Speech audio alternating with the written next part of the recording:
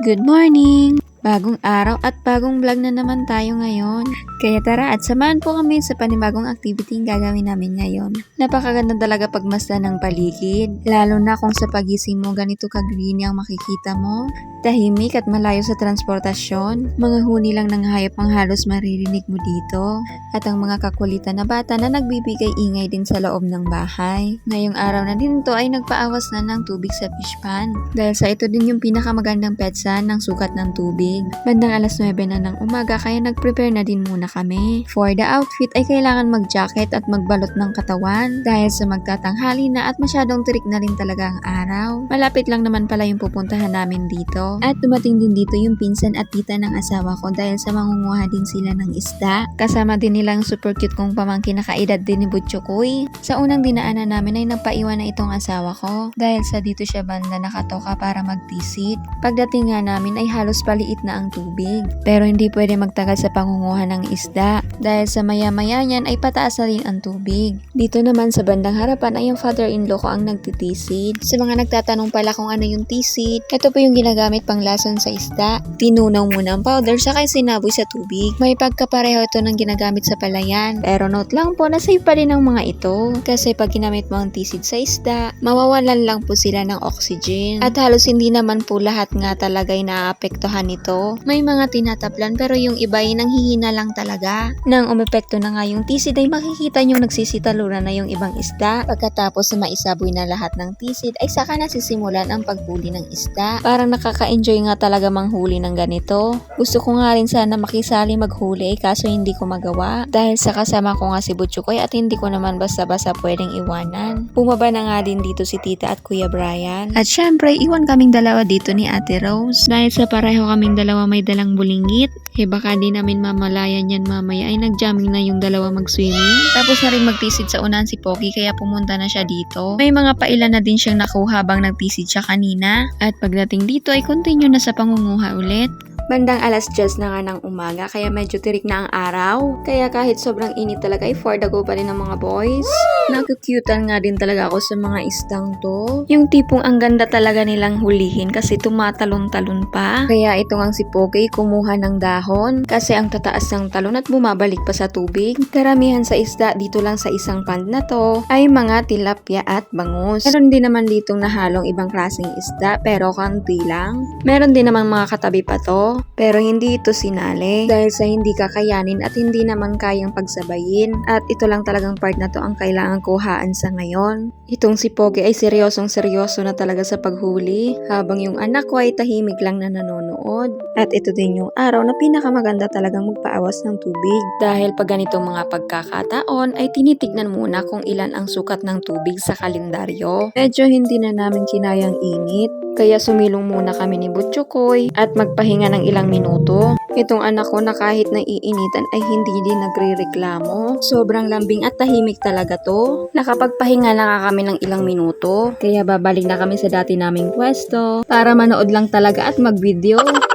Kung makikita nyo nga sa mga isda na nahuli, hindi pa talaga kalakihan ng mga ito dahil sa kulang pa talaga ito sa buwan at ang iba ay mga native na isda lang talaga. Ngayon ay baka may magtanong sa inyo, bakit nga ba namin pinatanggal lahat ng laman ng pond at kahit pati yung mga maliliit na isda ay kinuha din? Ito'y dahil po sa maghuhulog na nga ng similya. Kailangan pong tanggalin ang isda para hindi po nila kainin ang mga little babies na alimango at sugpo.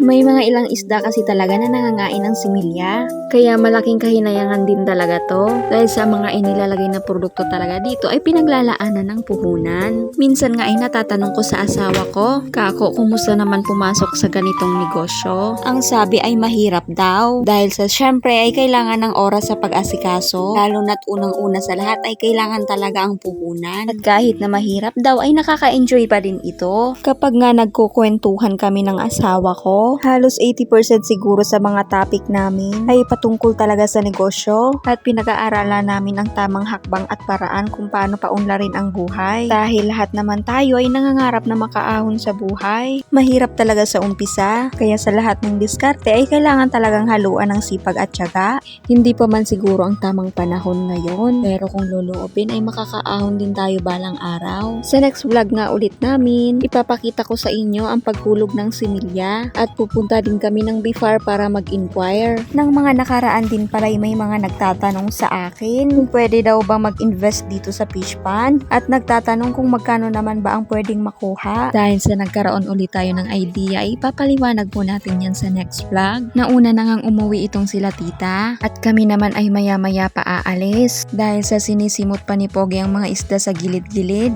May mga naiwan pa ding isda doon sa unahan kaya bumalik ulit dun si Pogi para pulutin yung mga natira. Madami-dami pa yung naipon. Baka magtanong kayo kung anong gagawin namin dito sa mga isda.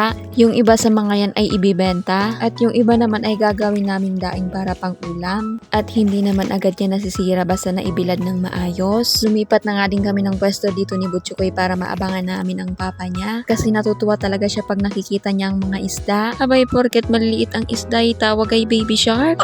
May mga talao din na nakisali para manguha ng pagkain nila. Ngayon ay pauwi na nga kami dahil sa mag-aalas 12 na. Saktong pagkaalis namin ay nagsisimula na din tumaas ang tubig. Pagkarating namin ay nagpahinga muna kami. Kami nga ng anak ko ay napagod kahit nanonood lang. What more pa kaya yung mga nagsisuong doon sa tubigan? Kita ko talagang pagod nila. Dahil bukod nga sa babad na sa putikan ay babad pa sa initan. Pinaghiwa-hiwalay at pinili na nga dito yung mga isda at kumuha na din na ipang-uulam ngayong tanghali. Pagkatapos naming mananghalian ay tulong-tulong na kami sa mga gagawin dito. Medyo mahaba-habang oras talaga ang kakailanganin dahil sa dami ng isda na kailangang linisan. Lahat ng yan ay gagawin naming daing pero hindi talaga to kakayanin buong maghapon. Kaya kumuha lang kami ng kaya naming tapusin at yung mga hindi naman namin malilinisan ay inilagay muna sa ref. Tulong-tulong na kami dito kasama ang mother at sister-in-law ko. Hindi ko nga maalala kung bakit napatingin kami dyan ng sabay-sabay. Sa paglilinis namin ng isda ay ginamitan na ng gunting ni Pogi dahil sa ito yung hack niya para mapadali daw ang paglilinis. Siya na nga dito yung naghahati ng isda at ako naman yung nagtatanggal ng mga isdang may kiskis. Yung sister-in-law ko naman ang nagtatanggal ng lamang loob at naghuhugas ng isda. At dahil sa hapon na nga ay hindi na ito mabibilad kaya ibababad muna ito magdamag sa suka na may ricado at asin. Mahaba-haba pa nga ang pila ng mga isdang to. Kaya hanggang dito na lang po muna ang aking video. Abang po kayo sa aking next vlog at paki-like and follow na rin po ng aking page. Salamat po!